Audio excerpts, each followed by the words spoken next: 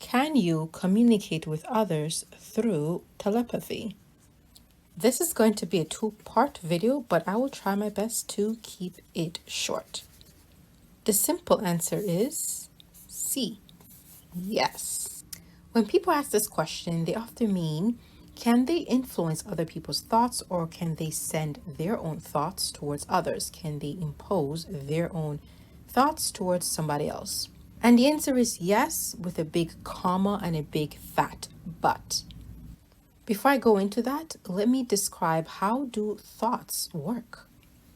Okay, so imagine thoughts are like vibrational clouds that exist around you, being made up of different frequency. So these thoughts could be thoughts that you generated from your own mind, thoughts that other people are having, thoughts from your higher self. It doesn't really matter.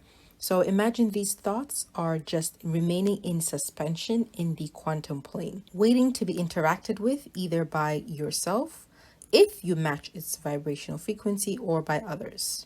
Okay, you are like a walking magnet that keeps attracting to you thoughts of similar vibrational frequency.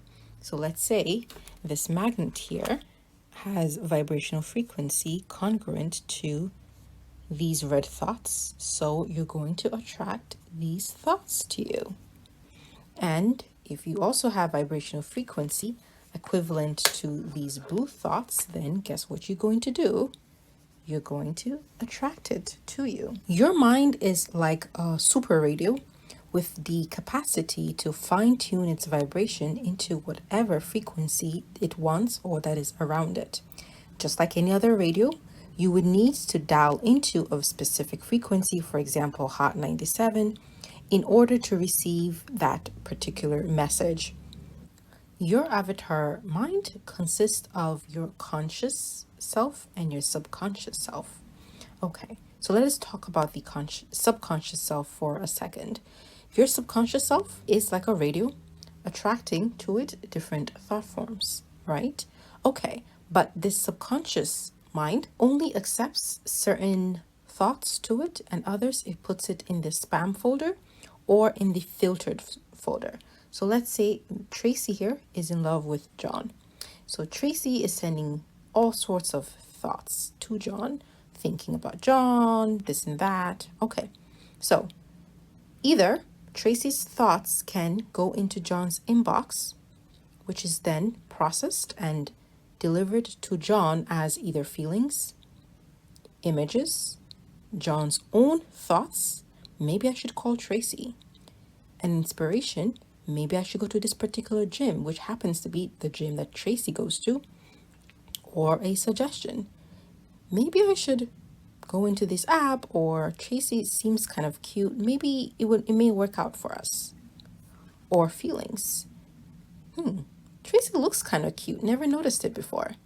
Okay, so most of you want this to happen, right?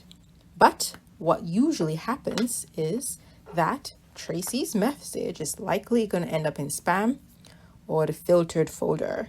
So the spam folder is for people you don't know, people who are not vibrationally congruent to you, strangers. Your subconscious process will filter it to the spam folder. The filtered folder are specifically for people, like let's say you know but you don't want to interact with, you don't like, etc. They will go to the filtered folder because they're familiar to the subconscious self, but by your free will, your conscious mind has made a conscious decision that, let's say you broke up with Tracy, I don't want to deal with Tracy, and so whatever thought frequencies she's sending to you or thinking about you gets into the filtered out folder. So your subconscious mind will only accept vibrational frequency, thought frequencies or forms from known contacts, someone you like, subscriptions. So these are thoughts, beliefs, ideologies that you subscribe to, that you give your attention to.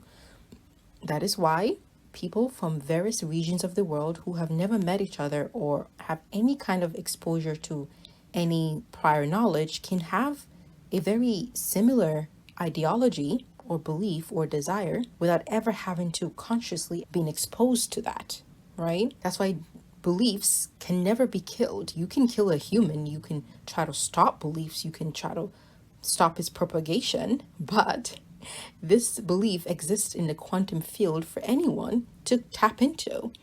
So the subconscious process will also accept vibrational frequencies that feels familiar to it, or vibrational frequencies that the avatar desires or want. So your subconscious process is like the bodyguard of a club, for example, guiding the back door to make sure that nothing that is harmful to the avatar comes to the avatar. Thoughts from your higher self can also go into your inbox or your filtered box, right? If you're not tapped and tuned in to your higher self, then you're filtering out your higher self's thoughts. You're not listening to it, you're not paying attention to it. So let's talk specifics. What do I mean by known contacts and personal subscriptions and familiarity? So, people who are your close friends and family or ex-lovers are more able to influence your thoughts than pure strangers. Notice the key word here is influence and not control, right? Because in the end of the day, you have control over what is coming in and out. And the way you fine tune what goes in and out of your inbox or not is your vibrational resonance and your intentions. Okay, so think about friends and families or loved ones who've been together for a long time, or best friends or even twins, how they can complete each other's thoughts. This is a really good example of that being manifested in an obvious way. And so I'm sure some of you have seen videos online of doing certain practices to get an ex to call you back or friend to call you back. That's because these people are familiar. These people are someone that you once knew, you once entertained, that you are still vibrationally resonant with, and they are vibrationally resonant with you. And so your subconscious mind, let's say, is the ex. Tracy is the ex we're talking about. So this person is familiar. Tracy is familiar to John. Yeah, let's just put John here so I don't forget his name. So Tracy's messages are either going to go into the inbox or the filtered, depending on how John feels about Tracy.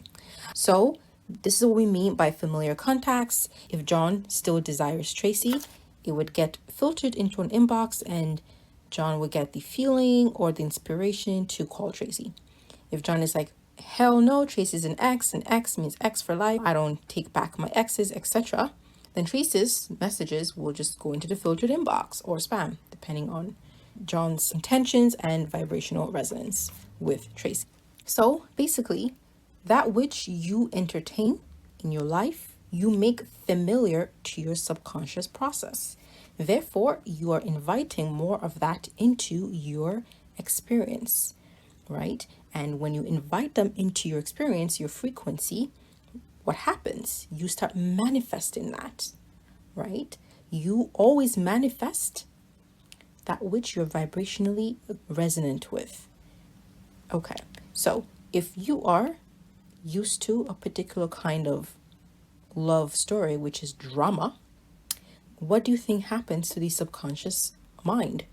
It perceives a relationship filled with drama as familiar.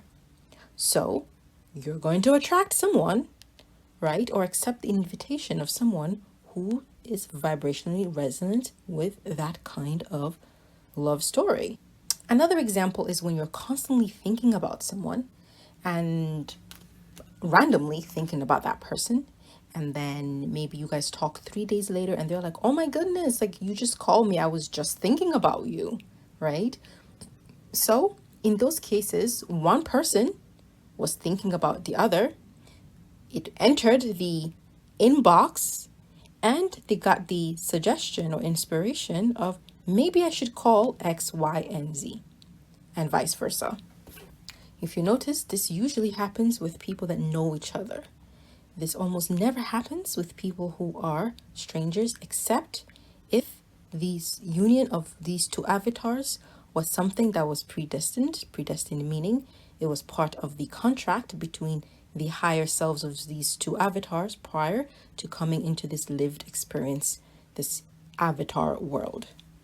So the short answer is you're constantly communicating with people telepathically. Always. You're just not consciously aware of it. right? It's just like manifestation. People ask me, how do you manifest? And I tell them, you manifest all the time. If you would sit as an observer of your life, then you will see how you are manifesting. Everyone has a rhythm to their manifestation. But because many of us are reacting to life as opposed to observing life, we do not realize that we are all powerful and magnificent manifestors, although of the wrong things or the things that we don't want. We're all manifesting unwanted things. So the question is, how do you become a deliberate manifester? In this case, the question is, can you deliberately send messages to someone else's inbox and ensure it gets there? Okay, let's talk about that. This is very possible, but first let's go through some rules. Rule number one, the person must accept your invitation, whether consciously or unconsciously. Everything we've just described is not possible unless the other person invites you in. You cannot control someone else's thoughts against their free will. Okay, so consciously means the person has to be willing and open to receiving messages from you. This is why people who practice telepathy together often succeed, but you can't succeed with a stranger because a stranger does not give you consent. Unconsciously, how does one unconsciously accept an invitation? It is when you have become vibrationally resonant with that intention. This is a very different topic for another day. Always be aware that you're constantly telepathically communicating. This is not outside of what you currently do. Your telepathic connections and the probability of it going to the inbox, the delivered inbox, as opposed to the spam or filtered, is strongest with people you know and that you spend the most time with, and that you have the strongest intentions or, let's say, love or camaraderie with. Okay. Your higher self is constantly communicating with one another, and they can deliver messages for you, including your angels and your guardians and etc. But never against the avatar's free will or highest intention. So this is really big.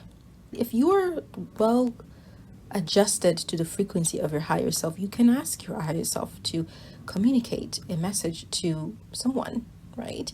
And it can do that for you, but the higher self of the other person is very aware of this and can deliver it depending on their intention and the free will of the avatar. So your higher self will never go against your free will, nor the higher self of others will go against their free will. This is a law of this universe.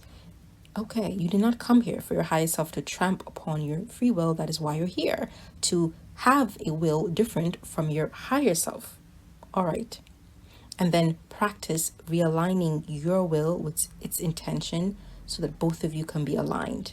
All right. So this is the reason you're here. Separate your intentions and wills, then come back together as an avatar. Another story for another day. Another rule is practicing with a willing partner, and both of you must have really strong intentions, and understanding that the more the collective, meaning us as humans, as avatar, believes in this concept of telepathy, then it will become a more deliberate experience in our reality, right? So you want to understand that telepathy manifestation is all a collective effort. The more humans or avatar believe in a particular concept, the more likely they're going to co-create that reality in their lived experience.